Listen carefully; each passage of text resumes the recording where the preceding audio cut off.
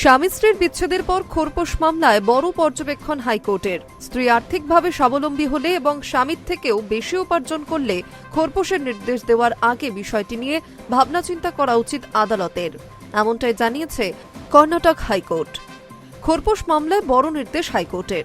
জানা গিয়েছে, একটি খোরপোশ সংক্রান্ত মামলায় রায় দিতে গিয়েই এমনটা জানায় কর্ণাটক হাইকোর্ট। বিবাহ বিচ্ছিন্ন স্ত্রীকে মাসে 20,000 টাকা খোরপোশ দেওয়ার জন্য স্বামীকে অন্তর্বর্তী নির্দেশ দিয়েছিল নিম্ন আদালত।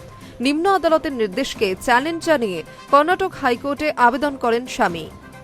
তার পরিপ্রেক্ষিতে বিচারপতি জানিয়েছেন, স্ত্রীর আর্থিক অবস্থা কেমন তা খোরপোশের নির্দেশ দেওয়ার আগে বিবেচনা করা উচিত আদালতের। বিচারপতি আরও বলেন, স্বামীকে সবসময় স্ত্রীকে আর্থিক সাহায্য করতেই হবে, শুধুমাত্র এই ধারণার উপরে ভিত্তি করেই খোরপোশের নির্দেশ দেওয়া উচিত নয়। সব ক্ষেত্রে খোরপোশ নয় এমন নির্দেশ দেওয়ার আগে স্বামী স্ত্রী উভয়ের আর্থিক অবস্থা বিবেচনা করা উচিত বলেও মন্তব্য করেন আদালত। বিচারপতি সুমালথার পর্যবেক্ষণ, স্ত্রী যদি আর্থিকভাবে স্বাবলম্বী হন এবং তার উপার্জন স্বামীর থেকেও বেশি হয়, তার উপর কোনো সন্তানের ভরণ পোষণের মতো দায়িত্ব না থাকে, তবে শুধুমাত্র তিনি একজন মহিলা বা কারোর স্ত্রী বলেই তাকে খোরপোশের নির্দেশ দেওয়া উচিত নয়।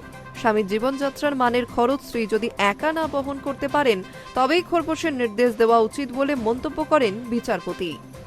জানা গেছে, আবেদনকারী ব্যক্তি দাবি করেন তার মাসিক আয় প্রায় 60,000 টাকা, সেখানে তার স্ত্রী মাসে আয় করেন প্রায় 1 লক্ষ টাকা।